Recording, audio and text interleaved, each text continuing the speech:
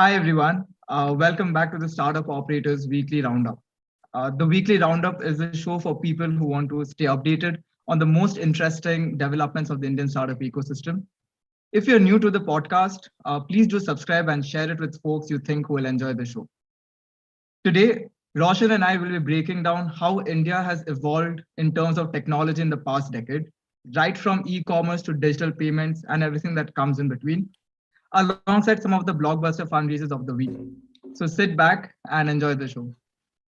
Roshan, thanks for joining us again as every Sunday. How are you? Doing very well. I went out for breakfast after a long time today. And yeah, people are out and about, and that's a good positive thing, I should say, right? A Yeah. couple of podcasts that I listened to this week were really nice. I do listen to a lot of podcasts. So one of them was, one of my favorites, How I Built This. They have a latest episode out on Tate's Bake Shop. Now, this lady built a cookie business, which is actually expected in the US. I mean, during the summers, they have a lemonade stand, or they build a cookie shop or something of that sort, right? She built this in 1979, and it was sold for something like $500 million in 2011 or 12, right, to Mondelez. And it's a fantastic roller coaster journey, right? Started in very humble beginnings, and how she grew the business, how she lost everything, restarted again, and made this huge company, right? Definitely go check out Tate's Bake Shop on How I Built This. You will not regret it. It's also so wonderfully produced, actually. And I also caught the man of the moment, Ashneer Grover, on a couple of podcasts, right? And it's interesting. I mean, he can literally go on any mainstream media, but he's chosen podcasts, right? And I think that's a very good strategic thing also for him.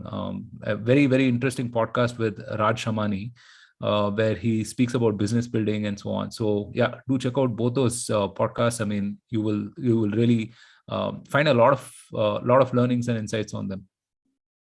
Looks like you had a very heavy week of consuming a lot of content. Yeah. All right. Cool. So one of the biggest highlights for me in the past week was Nasscom's strategic review report. This is Nasscom's year annual flagship report, and this is considered to be, the Bible of the technology industry. Now, the last fiscal, right, the current fiscal has actually been a tipping point for the entire technology landscape in India. We crossed $200 billion in total revenue. And on top of that, 5 million jobs were created. Now, this is the highest net addition ever of 445,000. If you look at exports, they, of course, remain the backbone of the tech industry, and they posted a 17.2% growth year on year. E-commerce, on the other hand, reported a 39% growth, and digital revenue share stood at 30 to 32%. But something, I mean, it's great that we've reached this milestone is that one in every three employees in India today are digitally skilled. Now, that is a huge achievement. But I would owe a large part of this results to the shifts that were, of course, forced by the pandemic in 2020. We have been building from there. But I'd love to understand from your side, how does India's position change in the global economy?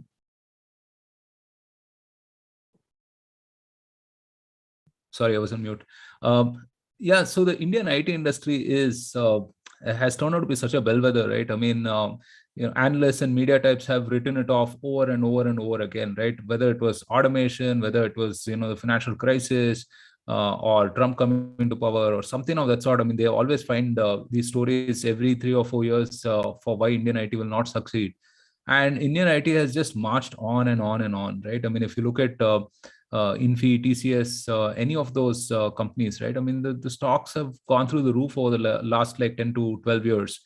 And, it's also salient to kind of note that the Indian IT industry grew um, with very little support from the government, right? I mean, really nobody knew anything about it, right? And I think telecom laws and regulations were pretty much what was used for a long time, and then IT Act evolved and so on and so forth. And so Nasscom has been a really important body, right? Perhaps the most important, non-governmental, non-profit body in the software industry, right? And they've done some really amazing work. Founded in the late 80s till now, and we owe the Indian IT services industry for plenty of things. They've created a very wide base of talent, right? I mean, you have crazy number of engineers graduating every year, almost 10 lakh plus engineers graduating every year. And that is really an arsenal for us, right? I mean, that is what we have in this whole digital world that we're living in.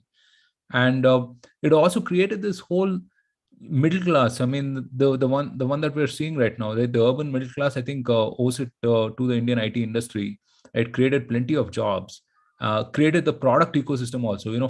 For a long while, people would bemoan that, where is the product company out of India? Where is the IP? We just, uh, quote unquote, it was used as a pejorative. They would say coolies, right? Software coolies and so on and so forth. And it would just get my goat, because it's just such an absurd thing, right? I mean, if you compare, people would ask these questions like, hey, where is the Indian Google, or where is the Indian Apple? As if, on per capita or whatever it is basis, right, India and the US are even comparable, right? I mean, so yeah, I mean, Indian IT industry, I think all of us owe like a huge debt of gratitude to the people who kind of made it possible, and Nasscom is, definitely one of those. Incidentally, 45% of the new hires are women, right? I mean, if I just think about it, 45% of the new hires are all women, right? And talk about women's empowerment and everything, right? And some of the tech journalists here, I mean, just totally import this whole tech bro culture as if it exists in India, right? I mean, I don't think it does, right? At least I haven't seen it in my experience, right? So overall, I mean, very, very positive. And yeah, say some thanks to all of the people who came before and built this ecosystem for us. Yeah. Also, in our past rounds, I've been talking about India, how India became the third largest startup hub in the world, right? There are more than 25,000 tech startups, more than 2,250 founders in 2021 itself. Now, with all of this growth, I'm sure there is certain shift in the whole global economy as well. For example, the talent pool, right? Earlier, we used to talk about a lot of brain drain happening in India, right? I think now India is in a state where it can retain the talent pool. And of course, with the investments going into EV, drones, and the semiconductor industry, which has the government See, is we're rolling still, out plans. yeah, so we're still not there. I mean, I wouldn't say that, the talent drain has totally reversed and everything, but definitely, I mean, there's an opposing trend that's happening for sure, right? I mean, we don't really have the kind of, engineering or medical institutions at the master's level, at least. There is huge supply crunch on that front. And I don't know if we will be able to catch up with the Stanfords and the Harvards of the world, right? I don't know if that'll happen. I think EdTech is the answer. We've spoken about that plenty of times. I think we will sort of leapfrog on that innovation, right, from institutions to something like a very hybrid platform types, right? I mean, that will make education, high quality education, accessible to everyone. But yeah, I mean, we anecdotally, I mean, I've seen so many people just return to India, work in startups or found companies and so on, right? We've interviewed so many on the podcast itself who come back and start up companies here. Like LL, for example, came back from Silicon Valley to start String Bio here, right? So there is definitely an opposing trend. And maybe, I mean, 5-10 years down the line, who knows? I mean, it will probably completely reverse, I think. Right.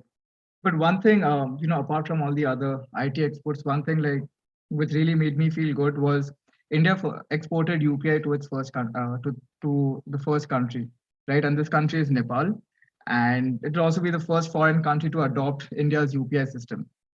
Now, UPI will definitely help catalyze, the process of financial inclusion. It will help in creating more opportunities for business in the country. But if I were to draw parallels to India and Nepal in terms of just numbers, right? Nepal has a population of about 30 million or 3 crore people, and it has of that population, 45% of them are already back on the formal banking system. Mobile penetration is over 135%, with 65% of population using smartphones. But if you look at India, India had a major advantage in adopting UPI with the 2016 demonetization. It brought about, a lot of springboard effects in terms of growth. Do you think we'll see something similar in Nepal? Yeah, see, this formalization of the economy, the financial inclusion and everything, these have been goals for almost decades, right? And now we're seeing it, come to fruition. whether it was GST or demonetization, etc. I mean, all of these are definitely forces that helped. And of course, all of this revolved around the UPI stack, right? I mean, so Balaji Srinivasan has written an amazing article on this, on how we should make the India stack global, right? Offer Aadhaar, eKYC, UPI, so on and so forth. All of these neutral protocols, so to speak, for neighboring countries, right? And sort of build a sort of a non-aligned movement, so that your neighbors or so on are not beholden to US or Chinese corporations, right? And their local tech platforms can use these stacks to deliver services. And see, I mean, I know there's plenty said about UPI, but really you cannot say enough. For instance, I mean, Ashni Grover brought up the point that today, I mean, cost of delivery in fintech, for example, is almost zero with UPI, right? So, and that's a huge deal. That's just a huge deal, right? Wherever you see a business where cost of delivery is zero, I mean, it's incredible the amount of innovation that can be built on top of it. So in this case, I think NPCI has joined hands with the gateway payment services and Manam Infotech to provide the service in Nepal. GPS is the authorized payment service operator in Nepal, and Manam Infotech will deploy UPI in that country, right? So yeah, I mean, you're seeing UPI transactions scale to newer peaks every month almost, right? I think the last peak I saw was 456 crore UPI transactions in December, worth about 8.27 lakh crores, and across P2P and P2M, right? I mean, peer-to-peer and peer-to-merchant as well. And internationally, more than a few use cases are relevant even from our own personal interest as well, right? I mean, obviously, it's like, soft power. I wouldn't even say soft power. I would say hard power, right? I mean, technology, IP, all of the export that we're doing on that front. And, the other use cases are international credit transfers, remittances become a lot more easier. I think last year, you had RBI and the Monetary Authority of Singapore try something of this for the LRS, right? Remittance scheme and so on. So yeah, overall, I think it's an amazing initiative, and I hope Nepal is the first of many. And definitely, this could be like a template that we could replicate in with other countries as well. The key to the key thing that you will get out of this is obviously the financial inclusion as well, which is one of the G20's priorities, right? And in this sort of a world where you will have to trade with different people, we are more connected than ever. Different countries will come, and it's a sort of a multipolar world. This is an amazing initiative. Kudos to everyone who's involved. Great. And I also remember back in 2020, in one of the roundups, we discussed how Sundar Pichai had written to the US government to launch a UPI-based digital payments in the US, and they wanted to call it FedNow. So I just remember it might be worth checking it out in further detail. Okay. Next, conversational AI platform Unifor is this week's unicorn. Its valuation zoomed past $2.5 billion on the back of a fresh 400 million funding round. The new enterprise associates led the Series E round, and March Capital, Sorensen Capital Partners, and Sarnabil Investments participated. Now, Unifor has a really stellar customer base. It includes the likes of Genpact, Accenture, UPS, and many more. One thing which Unifor is doing exceptionally well is it's developing the deep learning algorithms. And these algorithms are becoming increasingly human in the way they interact with us, right, the customers. And this is done through voice and chat messages. Right now, with the current trend, soon all customer experience interactions will be automated, right? Removing the human from the human experience itself. So what are your thoughts on this? Yeah, I mean, I think, as NLP progresses and so on, I think use cases will catch up. You're seeing, some kind of sentiment analysis also, being done, right? So it'll pretty much be indistinguishable from humans in some point of time, right? So see, this whole conversational AI space is such a vast space, right? I mean, it's extremely horizontal because customer support is a facet of every business. And usually customer support is seen as a cost center, basically. And so you try to automate and you replace humans, right? So that you have lesser employees, and then you have lesser expenses, and so on and so forth. The other thing also is that, to empower the few humans who are engaged in this work, right? And So it's not just all about cost cutting and everything. I mean, it can also be a point of delight as well, right? Because um, one of the things that organizations perennially worry about is like the lifetime value of customers, right? I mean, whether it's travel or hospitality or wherever else, how can they keep you coming back for more and more and more, right? So even on that empowering humans front with data and automation, this plays a huge deal, right? And I think thirdly, the most important facet is the fact that customer engagement is omni-channel today, and so context is everything, right? I mean, you could have a chat with someone, then engage on their social page, and then write an email and then talk to an agent. Now, how do you bring all of these four different sort of siloed interactions onto one place, right? And something like this really helps on that front. So yeah, we've had Aman of Cogno AI on the podcast. We've had Rashid of Yellow as well. And these are two podcasts that you should definitely listen to if you're interested in understanding more about the space. And it's just a huge market. And Unifor also started off as call center automation, voice-based internet services, etc. Right, for those kind of organizations. And since then, I mean, they've evolved a fair bit from there. They have 70 plus global languages and so on. Expanded to Southeast Asia, Middle East, US. A very successful business, and hopefully, we will have someone from their leadership team on the podcast sometime soon. Right. So Unifor was the only unicorn for last week, but there was an article posted on CNBC by Sandeep Singh, and he detailed out how unicorns today are losing out huge chunks of money just to retain customers and stuff like that. For example, if you look at Oyo lost over 76,077 rupees every minute during the previous fiscal. Swiggy reported a net loss of 1,314 crore in the last financial year, which means every minute they were spending 25,300 rupees. And Zomato, just for comparison, was spending 4,876 rupees every minute.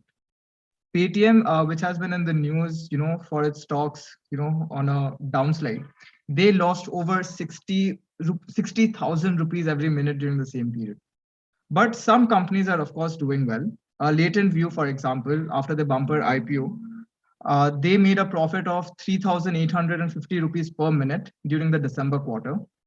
And Nykaa earned a profit of 27.9 crore rupees in the last quarter. But it kind of makes one wonder, right? Like this such high burn rates, how sustainable is it for companies? Yeah, so you can't compare Latent View, Nykaa, and the rest of them, right? Zomato and so on. A few differences. Latent View is, of course, a services company. It's inherently profitable, right? And then Nykaa, the ticket sizes are huge, right? I mean, I think it's 1,500 plus. So yeah. By the way, I mean, the Nykaa stock is also sliding, right? So like all stocks are sliding, right? Yeah. So. But yeah, I mean, it's a different business model, and Zomato and Swiggy, I think, are closer to the 300 or 350 kind of average order value, right? So look, I mean, if you are burning for growth, then you have to be sort of mindful of the fact that what is your moat, right? And we've spoken about the edtech consolidation as well. Byju's some 11 or 12 acquisitions in the last year, right? And so I don't know really. I mean, I don't know what the moat is in some sense, right? Because all of them are sort of buying users and consumers at this point of time. And consumer loyalty is only as good as the deal that they get, right? I mean, sure, I mean, it's habit forming, right? For instance, I mean, I don't check Zomato. I just order on Swiggy because it's just way more convenient for me. But I think if a better Swiggy comes along, it will be very difficult for me to like stay on with Swiggy, right? I mean, the Indian customer is like very finicky, right? And we love our discounts, we love our convenience.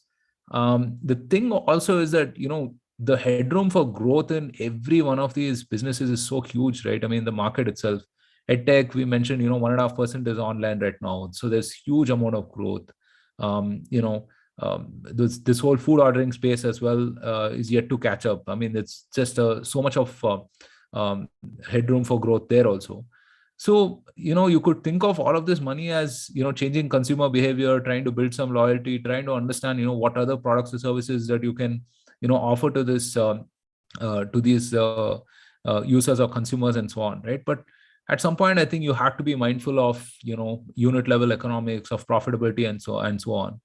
But I will say that, entrepreneurs today are a lot more savvier about that than, folks who were, the early e-commerce guys, right? I mean, the 2012 to 2013 types, or even the earlier app businesses as well. So definitely, I mean, people are mindful of it. Let's see how this pans out. I mean, I really hope that they're able to figure this out, because I mean, if you look at how things have turned out for Grab and DoorDash and all of those guys, I mean, it's not been pretty. I do hope that, we can, the key is to build that order value or that lifetime value, right? I mean, is to build a bigger ticket size of thing, right? Because then, I mean, you have some amount of margins to play, right? But otherwise, I mean, it's just very, very difficult. But yeah, I remember when we had Prasun Joshi of Gojek, right, in our podcast, he did talk a bit about how Gojek's model is a bit different. Instead of giving direct discount to customers from their platform itself, they would ask the restaurants to do it. So that was just kind of thinking about that. Dude, I don't think there's a Prasun Joshi of Gojek. I'm forgetting the name. I'm mistaken. Not from Gojek. I think we will link it in the description. Oh, you mean Prasun Jain? Yeah, Prasun Jain. Prasun Jain, yes. Sorry. Yeah, of course. yeah. Prasun Joshi is the guy who wrote Tare Zameen Par. All right, sorry, I got my facts misplaced. Yeah. Cool. Now one reason for this high burn rates could be the COVID itself. Of course, companies need to double down on a lot of things. But one industry that saw a lot of benefits was the fitness centers, right? There are we saw rise a lot of online fitness startups such as Fitter, and Fitter recently turned profitable in the last fiscal. Now, Roshan, we have had so many founders who are building amazing platforms in the health and fitness space. What are some of your key learnings from that? See, post-COVID, I think there's a greater emphasis on health and immunity and fitness, right? I mean, everyone knows that they have to take care of themselves. So this whole consumerization of healthcare is sort of a broad trend that's happening. I mean, you just look at the sales of diet supplements, for example, right, or multivitamins and so on.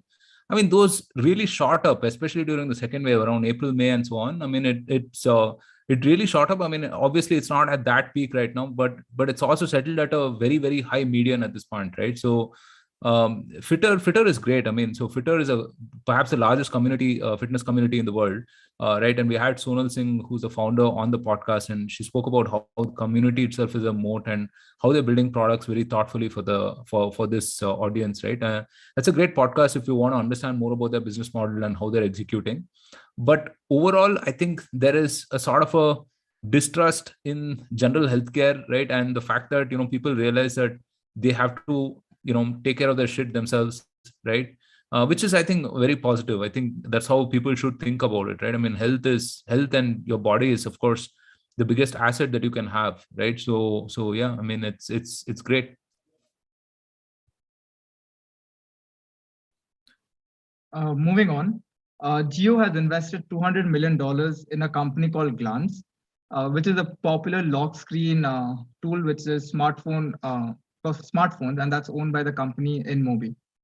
Now, Jio will integrate the platform with its own Pragati OS, and that's the software which is powering the next JioPhone Next smartphone, and it will bring this lock screen features to Jio users. Glance is installed in over 400 million mobile devices across the Asian region, and users spend an average of 25 minutes daily on the platform. Now, Roshan, content has definitely become the go-to source for revenue in digital entities in the sector, right? And Jio, we have seen in the past as well, they're betting big on regional content. So would love to hear your thoughts on this. Yeah, Jio is such a mammoth sort of a business, man. I mean, they own the network and infrastructure, and now they're just buying various of these applications, right? I mean, you can look at the acquisitions they've done recently, Savan, Haptic, and so on. And, again, I will stick my neck out and say that ultimately, if a Paytm has to be acquired, it'll probably be a Reliance that will do that, right? And so yeah, Glance delivers very personalized content on the lock screens of smartphones. I personally find it very irritating. My mom's phone has these things running, right? They have tremendous scale as well, 400 million devices across Asia. And look, content and content delivery is important, and you have to own both the platform and the content, right? And which is what Jio is trying to do very, very in a full stack way, right? Uh, Glance was also founded by Naveen Tiwari, who is like the original blue-eyed boy of the Indian startup ecosystem. I mean, InMobi was like cult earlier. I mean, they had an potential acquisition from Google, which they turned down. Also, it was one of SoftBank's earliest India investments, and they invested something like $200 million back in 2011. Now, 200 million is big in 2022 itself, right? So you can imagine how everyone lost their minds in 2011 when this happened, right? Yeah, but InMobi hasn't been doing well from a revenue or even like a P&L kind of perspective. They're, I think, around 300 million in revenue right now, and although their losses are narrowing, I mean, they're still loss making. And they've had plenty of problems, right? One of the co-founders and the CTO also quit, and so on. So it's been tough, but good to see that Naveen and his other team have kind of bounced back with Glance. So yeah, interesting, and let's hope for the best on this front. Another thing that I noticed happening in the Indian startup ecosystem is that I think the public market reactions are finally catching up in the private markets. Fundings has been seeing a decline week on week. And but yeah, there was still a couple of notable fundraisers that took place. For example, Pine Labs has raised $150 million in a fresh round of funding, and this was led by Alpha Wave Ventures. Last week, it had even acquired payment startup QFix Infocom for an undisclosed amount. Goki Inc., a tech-enabled healthcare platform, secured 50 million in a mix of equity and debt round, which was led by Sumeru Ventures. With this, the company will grow its insurance and digital therapeutics vertical in India. Social e-commerce startup Dealshare, which recently had become a unicorn, they raised an additional round of $45 million. The latest tranche came from Abu Dhabi Investment Authority and valued the company at 1.7 billion. Propelled, which is an education-focused fintech platform, has raised its Series B round of $35 million, and this was led by Westbridge Capital along with investors Stellaris Ventures, Partners, and India Quotient.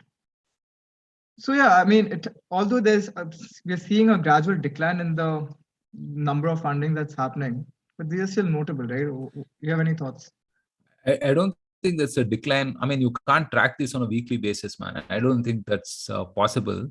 Right? I mean, just last roundup we discussed Sequoia raising 2 point something billion fund, right? Where do you think that money is going to go? And then, Stellaris has raised money, India Quotient has raised money, Lightspeed has raised money.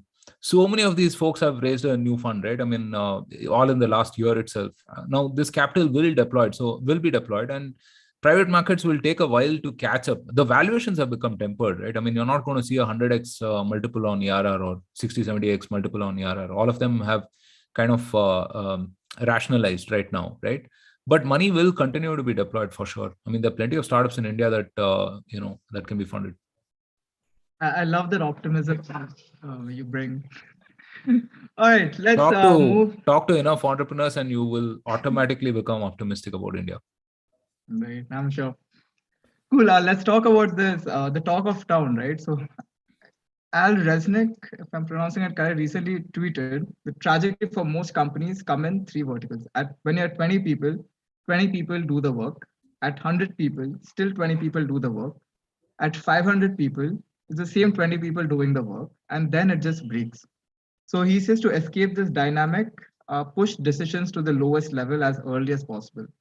Roshan, you have built an amazing marketing team, hiring rock stars all around in Vimo.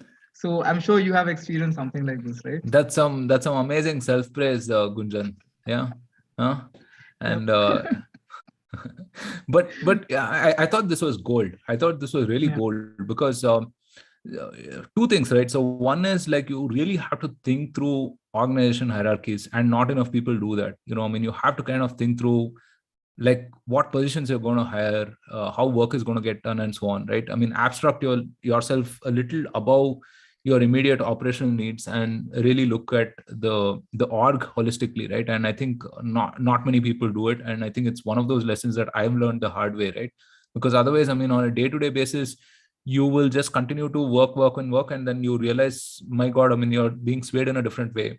The second thing is also about decentralization. Now, I've always believed that hire smart people, enable them, point them in the right direction, and that's it. Just get the hell out of there, right? Because you cannot be making every judgment or every decision every step of the way, right? That can't happen.